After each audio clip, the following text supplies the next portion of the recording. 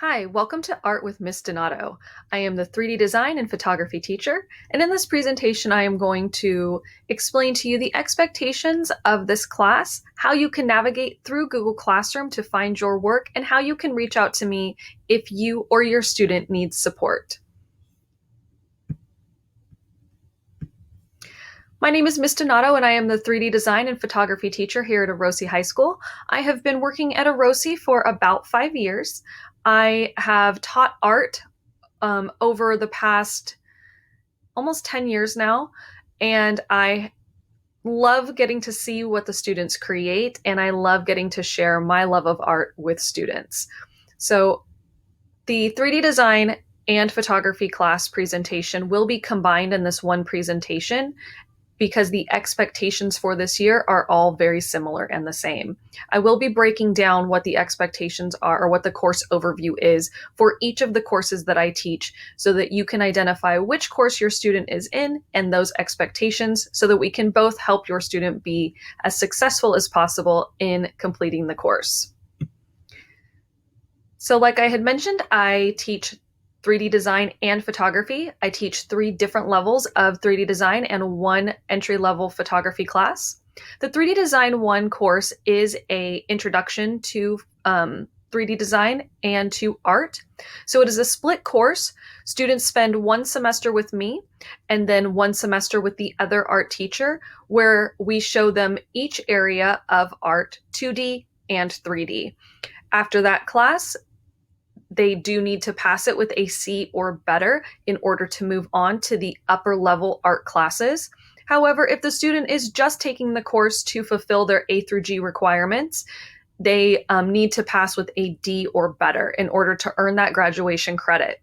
So this does fulfill the A through G requirements for their art course. If your student passes with a C or better, they are eligible to move on to 3D Design 2 or 3. This course is taught as a combination class of students in the intermediate and advanced stages. This course teaches students how to build upon and master the skills they learned in 3D Design 1. So while the class is a combined course, the rigor level for each level 2 and 3 are very different based on where the student is in their progression through the courses. The photography course is an introduction to photography class.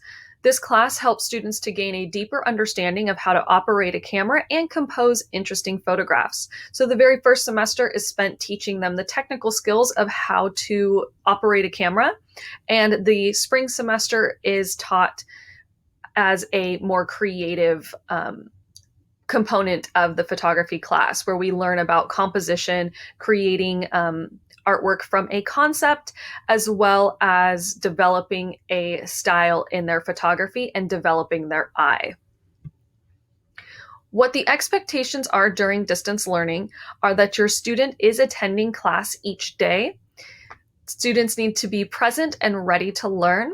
This means having their camera on when available, having their notes and something to write with readily available, and having all of their materials or supplies ready to go so that when we do create our art, that they have those materials available. If students are having trouble finding materials or sourcing materials, you are free to reach out to me and I will help students to get any of the materials, drawing pencils, colored pencils, paper, anything that they might need. If you please reach out to me, I can get those materials to you. Now, how to navigate Google Classroom. Google Classroom is our hub for where everything is housed. The stream is where all important announcements are made. If for any reason I am ever out of class, I will make an announcement in the stream and students will be expected to complete the work for that day in order to gain attendance. But on days where there are not important announcements being made, a lot of our work is taking place in our classwork tab. In the classwork tab, students are able to see a breakdown of the work for each week. Each week is numbered and aligned with our district calendar.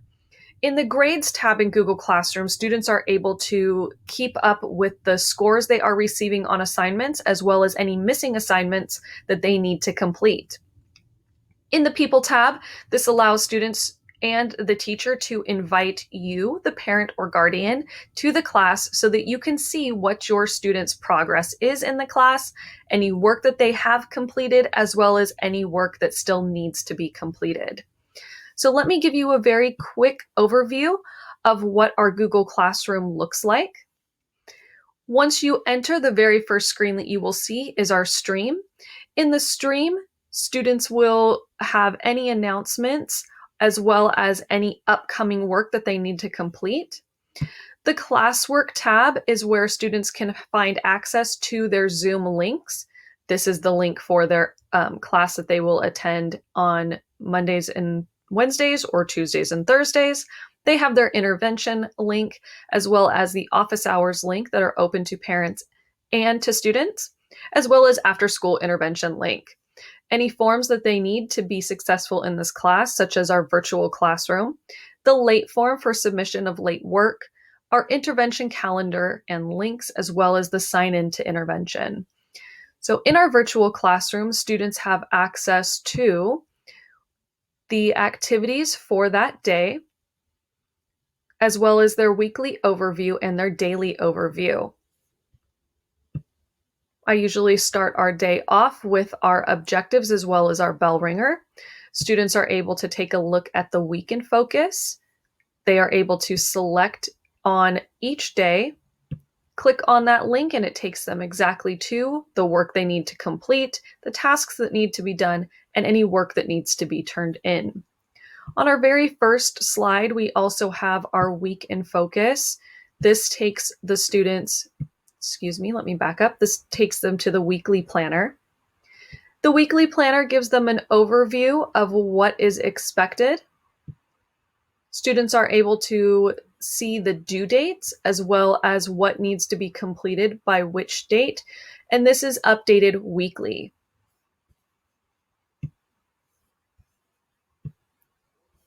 You can see what's happening in our Google Classroom by requesting an invite, or your student can send you an invite to join. If you would like to reach out to me, I would gladly send you an invite, but your student will be available to go to the People tab, send you an invite, and type in your email so that you have access to our Google Classroom. The work that is assigned for this class, asynchronous work is given on Fridays for the following week. So for example, this Friday, I will be uploading the work that will help students throughout the week for week 11. So all work, new work for the next week will always be dropped on Fridays by 3 p.m. This allows students to get a head start and get their work completed ahead of time, but it also allows students to work at the pace that they need to. Synchronous work is any activities that are completed in our Google Classroom as well as our Zoom sessions when we are together. So when students come to Zoom, we have some activities that they work on. Sometimes students have studio time, sometimes they have times to make up work, and then they have activities that they need to complete to help them better understand the content that is being taught. In these activities, students do have till the end of the day to get the work turned in. If they are able to get it turned in during class, great. If not, they do have until 3 p.m. on that same day to complete synchronous work.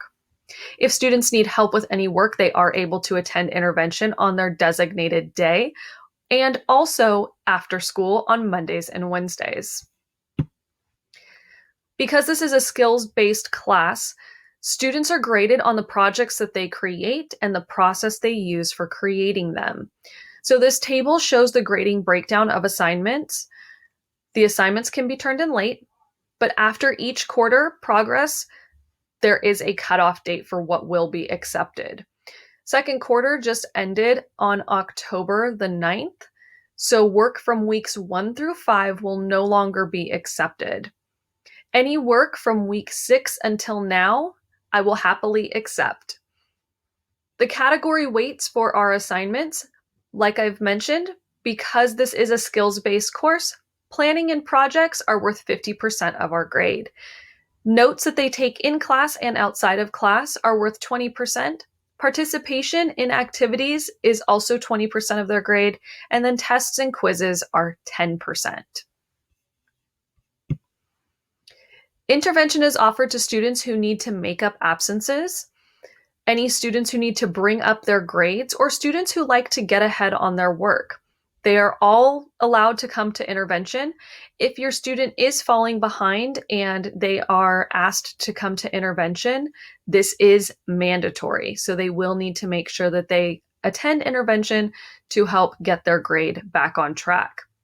For every hour that a student misses of class, they are able to make that up through intervention. They will sign in using the sign-in sheet in our Google Classroom, and that will be documented and given to the attendance office so that they can make up their missing class time. This slide is of our weekly intervention days. Monday is for 3D Design 1 students. Tuesday is for 3D Design 2. Wednesday is for 3D Design 3, and Thursday is for photography students. After school intervention takes place Monday and Wednesday from 3:15 to 4:45, and Friday is by appointment with students and parents or guardians. If a student does receive an invite to intervention, like I mentioned in the previous slide, it is mandatory and they must attend intervention. Students have multiple ways to reach out to me and have multiple ways of accessing me. School email is available. Google Classroom, if students have a question about their assignments, they are free to leave private comments that go directly to me, and I can help them with answering those questions or working through what they need to complete. Students also have access to the Remind app. They can sign up for that Remind app and communicate directly with me through text or through email. Students also have my Google Voice number, which is just like a phone number that they could text. The number is located in our Google Classroom stream and is available to parents and guardians if you as well need to reach out and contact me. Parents and guardians can reach me using the following methods.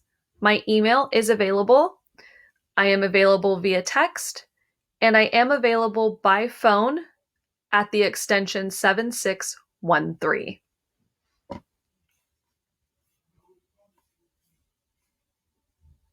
The following slides that come after this are for students whose parents speak Spanish. I have translated the slides so that all of that information is available to you.